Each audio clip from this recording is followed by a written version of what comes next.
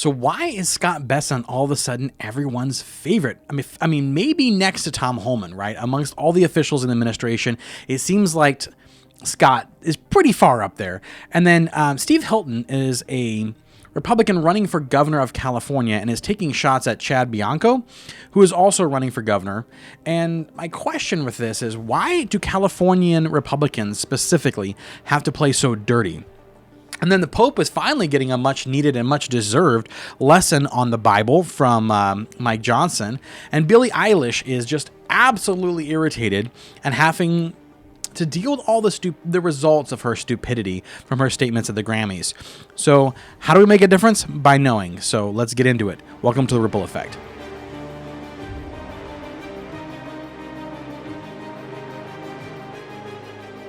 So the first off is Scott Bessent. So the conversation that's been going around right now is the fact that Maxine Waters was trying to grill him on the Hill, and she kept asking stupid questions and trying to, nail him down on some stuff that were controversial at best. And Scott Bessent, not to be outdone, I mean, the guy's a literal genius, would start giving her facts, and she would just get so irritated that every time he gave her facts, she would want to cut him off, right? Which is the standard protocol, so it's no surprise there, nothing different. And he wouldn't let her get away with it. He was constantly just giving her more information and wouldn't let her get away with it. He's just like giving her the whole bit of information, just laying the facts out there for her, answering her questions. And she gets so irritated that she looks over at the speaker and says, "Can you make him shut up?" Because she couldn't stop him from giving all the information. But this is how they want to do it. They want to play the game where they ask a question, a leading question, hoping to trick you up in it. And as soon as you start giving them facts, they want to cut you off because they don't want you. Oh, no. Don't give me facts. Don't give me information. I need to cut you off so I can frame the whole narrative. And he was not letting that happen. So he actually retorted with, and I'm just going to get it here. He asked her if the Congress lady could maintain some level of dignity. Which, of course, as we know, Maxine Waters cannot. She doesn't know how to maintain dignity. So, sorry, Scott. No, she can't. But I thought it was hysterical. Oh, man, watching the conversation back and forth. He is so deadpan and, cold with his takes on it. And, again, even the way he took down the Governor Newsom in Davos was hysterical. The guy is definitely a winner for the Trump side. Now, on a topic with regards to California, as a Republican in California, I get very irritated with the fact that our politics here seems to be messier than a lot of politics in a lot of the other areas. Maybe I was just naive, but in most of the areas that I had been, there was usually one or two candidates, but not very, one prominent candidate in your area, and you would follow that candidate, and it didn't take, a lot to realize what was going on. Well, in California, for some reason, the Republicans like to fight. And I'm going to take you back to a story back when, I forgot what his name is, but there was a congressman in the area who had taken the seat of Darrell Issa when Darrell Issa worked for the Trump administration the first time around. And the seat was open. He was being pulled out from all kinds of shady stuff that he was doing, a horrible guy. And Carl DeMaio, who had a talk show host in the San Diego area, and I listened to all the time, and he helped a lot with the local politics of California, was a great candidate. And he said, no one's running for the seat, so why should I not just run for the seat, right? He was very popular, very, very popular. And so he ran for the seat. And as soon as he started running for the seat, all of a sudden, Darrell Issa lost his spot in the administration. And instead of letting Carl DeMaio run a good, run for his seat, he had to go after Carl DeMaio. And he was blatantly lying about Carl DeMaio. And whereas I could not get a conversation with Darrell Issa about what was going on, obviously, just being a resident of the area, I don't think he really cared. I put in a call to Carl DeMaio and had a conversation with him about what he was being accused of. And he called me back. Now, the saddest moment of my life, not my life, but the saddest moment of that whole thing was that I did not answer the phone. I didn't realize who was calling me, and it went to voicemail, and he left me a great voicemail. But he personally called back to explain what was going on and the smear campaign that was going on from Darrell Issa. And I have never, and I would like to have a conversation with Darrell Issa about the politics in our area, especially with Prop 50 going, but I've not really, I would need to have a talk with him to see what was going on behind that, because it did not put a good taste in my mouth. Let's just put it that way. And I've not viewed him the same since then, even though I voted for him and supported him in my area. But my point behind that is this. Now it seems like the same thing is going down with a guy named Steve Hilton, who's running for governor, and Chad Bianco. Chad Bianco is the sheriff of, I believe, the San Bernardino County area. Been a fantastic sheriff, done a great job with helping the area. In fact, so many people talk about just how free that area in particular is, which is great, right? Super wonderful, super great guy. And Steve Hilton is now taking pot shots at him and posting things from different stuff, trying to take him down. And it's dirty stuff. It's dirty stuff. And my question is, I kind of want to know, Steve, why? Again, you can go after the Democrats, go after the Democrats all you want. And if there's a serious thing to do with Chad Bianco, I think fine. But I don't want you tearing each other down. Focus on the enemy. Because especially in a state like California, it really is the majority vote wins. So if he was even basically, you don't need to kill each other. It's fine. It's fine. You guys can go for it, and the majority vote will win. It doesn't matter. So prove that you're a better candidate. Stop trying to take down your friend in a situation where you guys are all against each other. There's no primary here, guys. The governor of California doesn't have a primary like that. And the California, who gets on the ballot is the top few people that have the most votes. So it's not like you can sit there and say, well, he's got to take him out because he wants to be the Republican versus the Democrat. No, there's no vote like that. And in California, you're not going to win on just being a Republican. So stop trying to take down your friend. Because he is your friend. Use it to get going and to get yourselves into a position where you can actually do some good. Now, that just kind of irritates me. But so besides Scott Bessent, who has made my day with the Maxine Waters thing, Maxine Waters.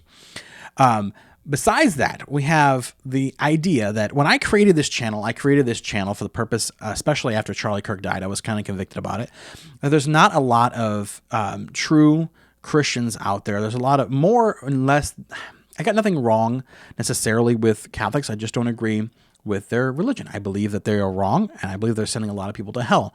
And because of that, it does get a little bit frustrating that a vast majority of political speakers that have mics and have a lot of political influence, and that we're getting more and more political influence and getting power, were Catholic. And I saw this as a trend happening before Charlie Kirk died, but when Charlie Kirk died, it took away one of the biggest voices on the evangelical side, and it bothered me. And so it's with great joy that I see the Pope being taken down a notch by Mike Johnson. So Mike Johnson,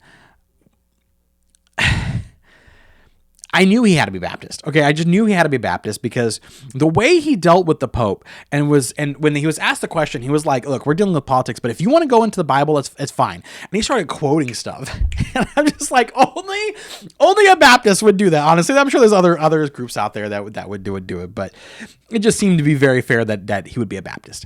And what I've noticed is that the Catholics that are out there, they don't have a great grasp of the Bible. They have a great grasp of their traditions and their teachings and this council and that council and this council. And this is no offense to you Catholics, but the Bible definitely seems to be, the people of the book, so to speak, definitely seem to be the evangelicals and especially the Baptists. So I thought it was funny that Mike Johnson actually put out, and I was going to read sections of it, but it's so huge. I don't even have time to read it here. But he had this huge thing he brought out and explaining how government works, explaining how the home works, explaining how the church works, explaining how the, family, home, church, and government, all that works, right? And through that, he explained why what ICE and Border Patrol are doing is great. And what's funny is, along that same note, is there's now a group setting up Border Patrol of their own in Minnesota and stuff like that, saying that they want to know who's coming in and they want to make sure that the people coming in are safe and good to go. And it's like, yeah, no kidding. That's what we're trying to do on a national scale, idiots. Duh. So I thought that was great. Good. Okay. Yeah, you want to put up borders? So do we.